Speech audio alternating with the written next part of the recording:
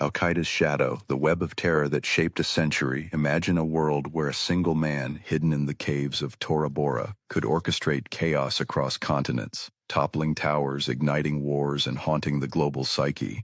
Who was this shadowy figure, and how did his network, Al-Qaeda, become the blueprint for modern terrorism?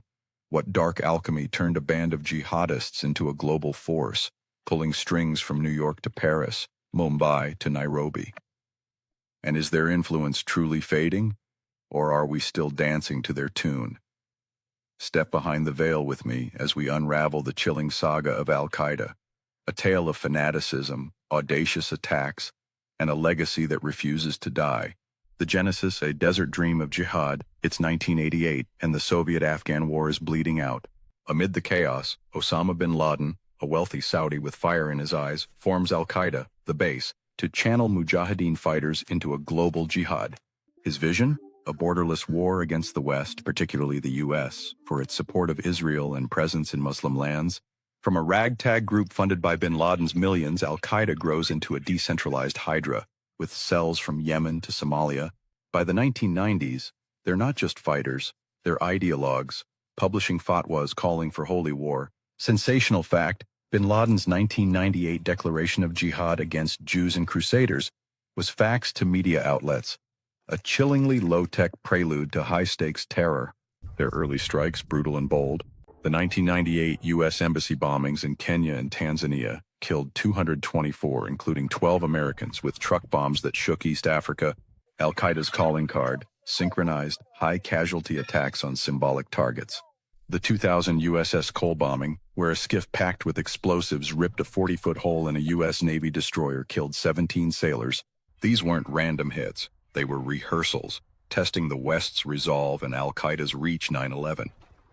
The attack that redefined terror, September 11th, 2001. Al-Qaeda's magnum opus. 19 operatives trained in Afghan camps and guided by Khalid Sheikh Mohammed hijacked 4 planes, crashing them into the World Trade Center, the Pentagon, and a Pennsylvania field. Nearly 3,000 dead, thousands more injured, and a global economy rattled. The Twin Towers collapse wasn't just structural, it was psychological, shattering America's invincibility. Bin Laden from his Afghan hideout gloated via Al Jazeera, framing it as divine retribution. Thrilling detail. The plot cost just $500,000, funded partly by bin Laden's personal fortune, proving terror's low-budget lethality. The fallout monumental. The U.S. launched the War on Terror, invading Afghanistan to dismantle Al-Qaeda's safe haven. The Patriot Act expanded surveillance while global alliances tightened security, but Al-Qaeda's influence metastasized.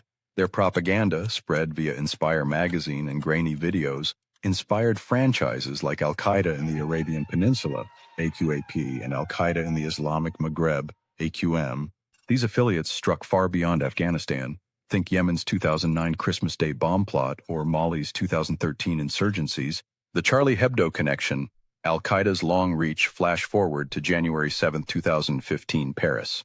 The Kouachi brothers stormed Charlie Hebdo's offices, killing 12 over cartoons of the Prophet Muhammad. Al-Qaeda's fingerprints clear as day. Sharif Kouachi trained with AQAP in Yemen, learning bomb-making and tactics. AQAP claimed responsibility, calling it vengeance for blasphemy. The attack wasn't just local, it was Al-Qaeda's message to the West. We can strike anywhere, anytime. Sensational twist. The Kouachi's arsenal, including AK-47s and an RPG, traced back to Balkan smuggling networks, showing Al-Qaeda's logistical web. This wasn't a one-off. Al-Qaeda's ideology fueled attacks like the 2004 Madrid train bombings, 191 dead, and the 2005 London underground bombings, 52 dead. Their strategy, radicalize locals, arm them with simple plans, and let chaos ripple. Online forums and encrypted chats became their new battleground, inspiring lone wolves like the 2013 Boston Marathon bombers who drew from Inspire's bomb recipes. Craving more dives into the dark corners of global terror? Subscribe to @BehindVeilTruths at https://wyyoutube.com Behind Veil Truths. We uncover the plots and players that shape our world's nightmares. The evolution. Al-Qaeda's franchises and rivals. By 2011, bin Laden was dead, killed in a daring U.S. Navy SEAL raid in Abbottabad, Pakistan. Al-Qaeda's core weakened, but its influence didn't. Under Ayman al-Zawahiri, Bin Laden's less charismatic successor, Al-Qaeda pivoted to regional affiliates. ACAP in Yemen, AQIM in North Africa, and Al-Shabaab in Somalia kept the flame alive, seizing territory and extorting millions. In 2013, AQIM's attack on Algeria's In Amenas gas plant killed 39 hostages, a reminder of their reach. Al-Qaeda's decentralized model, local cells, global goals, made them harder to kill than any single leader. Then came the rival, ISIS. Born from Al-Qaeda's Iraq branch under Abu Musab al-Zarqawi, ISIS split in 2014, rejecting Al-Qaeda's strategy for a brutal caliphate. The rivalry was bloody.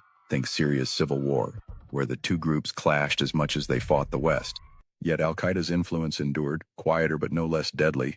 Their open-source jihad inspired attacks like the 2015 San Bernardino shooting, 14 dead, and the 2016 Orlando nightclub massacre, 49 dead, where attackers swore allegiance without direct orders. The present, a fading force or a sleeping giant? As of 2025, Al-Qaeda's core is a shadow of its former self. Drone strikes, global counterterrorism, and ISIS's splashier atrocities have dimmed its star. Zawahiri's 2022 death in a Kabul drone strike further hobbled the group. Yet their influence lingers.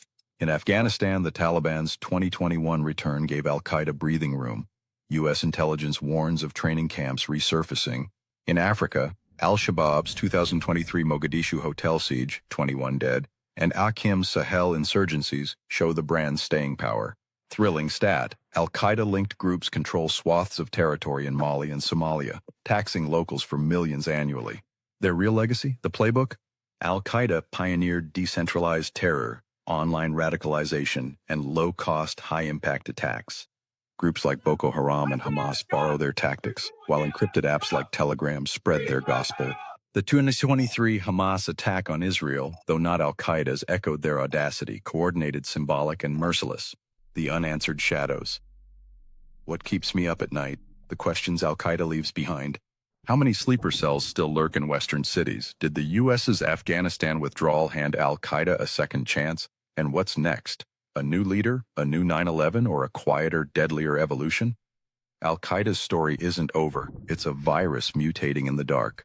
At Behind Veiled Truths, we chase these ghosts, from jihadist plots to global conspiracies. Subscribe now at http://youtube.com @Behind Veiled Truths and drop your next obsession in the comments. Maybe Al-Qaeda's African resurgence or their cyber jihad? The truth is out there, and we're hunting it. Join us before the next shadow strikes.